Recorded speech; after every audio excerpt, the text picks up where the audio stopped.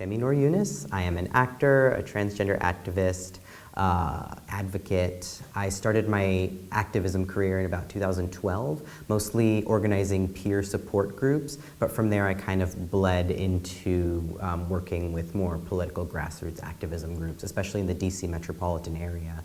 And then when I moved here in New York in 2018, I started working with those types of groups as well. I like to educate people on the history of gender diversity and the trans rights movement as a way of contextualizing why the current fight for transgender rights is so crucial. A lot of people like to talk about, especially if they've never met a trans person before, and with the sudden rise in trans people in the media and representation, there's this prevailing notion that trans rights is a new thing or a new trend, and it's really important to educate people that no, this is actually just us scratching the surface of a movement that has been budding for a long time. And why is it important now to address transgender issues? There is an emerging but very solid field of transgender studies that looks at addressing transgender issues, including transgender history. And the subject of transgender history is pretty complex because what do we talk about when we say transgender history? Transgender, as we understand it now, is both an identity and an umbrella term. So as an identity, if you are assigned a particular gender at birth and then you identify with another, you can be understood to exist within the transgender umbrella, as we like to call it, or within the transgender community, which also includes identities like non-binary, genderqueer, androgynous, gender fluid. There are a lot of terms to describe people who don't necessarily conform to male or female. The opposite of transgender, as we understand it now, is cisgender. If trans is the prefix that means across, cis means like from within. Or in this particular spot. So transgender, if you think of it as crossing gender, cis means within, and that is to describe somebody who is assigned a particular gender at birth and continues to identify with that gender. So if someone is born, doctors say it's a girl, she grows up, she's like, yeah, I'm pretty sure I'm a girl, she's a cisgender girl. Versus someone like me, who I was born, doctor said, it's a girl, I said, no, I'm a transgender man, and that's how we distinguish the two. The term transgender only gained really widespread use in the 1990s, before which point we were using different words that we would now consider outdated or offensive. So when we take a lens towards history and we're trying to look for transgender people, and we don't have these hard and fast guidelines of, oh, this person said they're trans, so we know they're trans. How do you identify transgender people? Trans academics and people who study trans history generally will not assign the trans label to anyone who didn't use it for themselves, unless there is sufficient context to come to the conclusion that a person lived or identified as a gender other than that which they were assigned at birth. When you have societies that have acknowledged multiple genders, to assume that, transgender, which really indicates crossing from one gender to another, that's really not possible in another society. So you wouldn't go around calling all other gender variant societies transgender. But what you would do as a trans historian or as someone studying trans history is you would think to connect transgender people to this enduring legacy of gender variance throughout history. And that is the approach that I like to take, because the idea that all throughout time, all societies have assumed that there is a man and a woman and nothing in between is factually inaccurate. And it's a relatively bourgeois notion that came about, among other things, with the spread of colonialism and this idea of we're going to make everyone around the world conform to Western European ideals. Before that, there were quite a few populations that acknowledged gender diversity. In establishing a transgender historical canon, we don't just look for transgender people, we look for transgender practices, which is to say, as I have just described, when you look at people throughout time who, if they haven't used the term trans to describe themselves, but you find them living and behaving in accordance with a gender other than the one they were assigned at birth, we would consider that a transgender practice. And in order to establish that legacy of gender variance throughout history, we connect that to populations like, for example, in Indonesia, the Bugis Society, which is one of the 3 major ethnic groups of Indonesia, they still exist. Today they are largely Muslim in faith, but they still acknowledge 5 gender identities. with some of them corresponding to what we would call cisgender man and woman, two for what we would consider a trans man and a trans woman, and a middle one called the bisu, if I'm pronouncing that right, that is almost, it's difficult to define in Western terms, but is not necessarily intersex, is not necessarily androgynous, but it is this sort of fluid gray area. The Boogie Society, as well as some other societies, really acknowledge like a gender fluidity that is not necessarily determined by physical sexual characteristics, but by spirit. And that bisu is sort of, in the middle. If we put male and female on a continuum, that's where they would be. A more commonly known example is the hijra in India and Pakistan.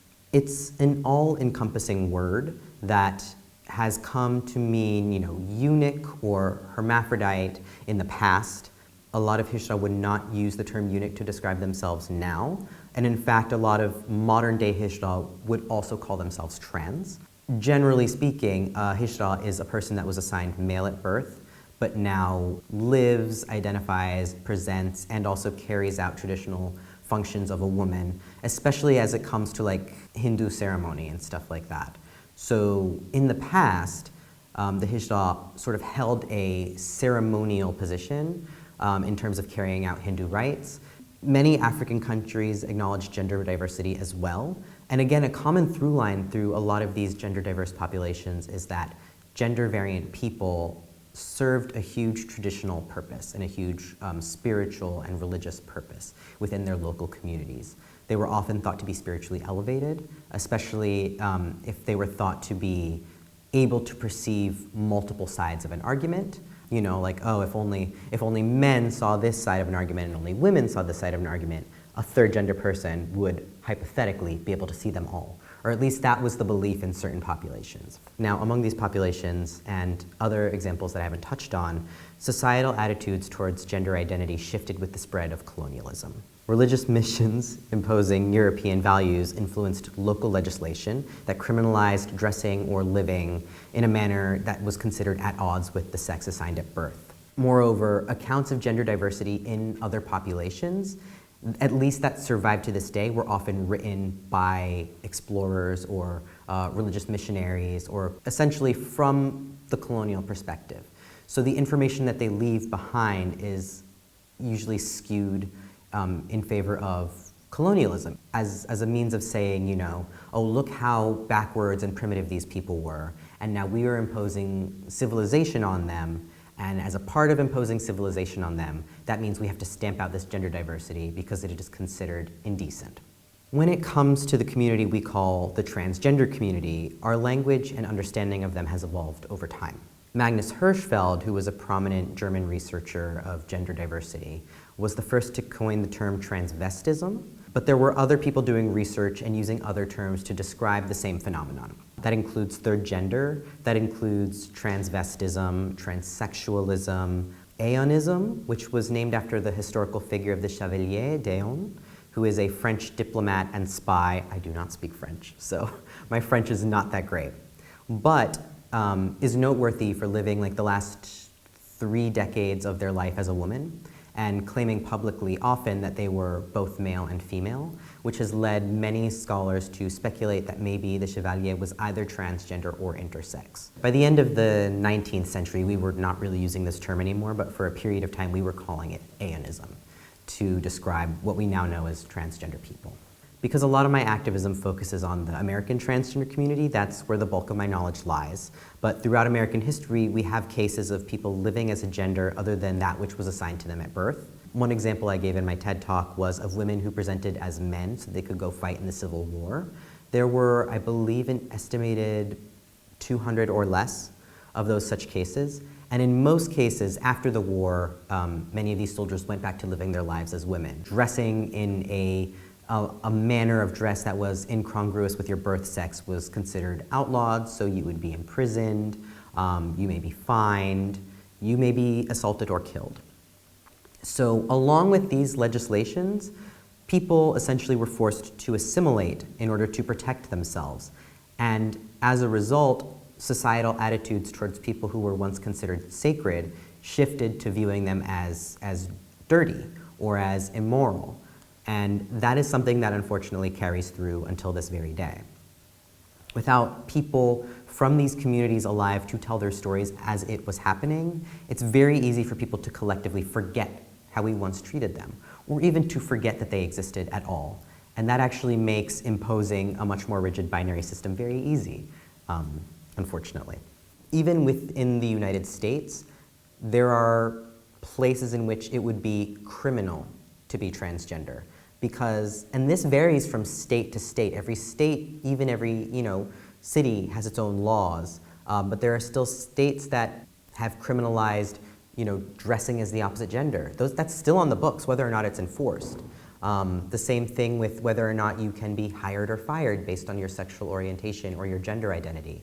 That really varies per state. There are some states where you can still fire someone for being gay, bisexual, transgender. And so it's really going to have to start at the legal level of decriminalizing transgender people, because that sort of is what gives people who are going to discriminate against trans people the fire to go ahead and do it, in terms of denying them housing, denying them a job, denying them access to health care, pushing them out of public facilities that they might need to use. That's where it all starts. Another thing that's going to have to happen is education. And that is not necessarily the same as representation. I think some people think it is. According to a recent GLAAD survey, an estimated 84% of non-trans Americans claim to know a trans person in real life. Those numbers might be wrong because maybe there's someone in their life they don't know about that is trans. But for 84% of people, their exposure to trans people is through the media.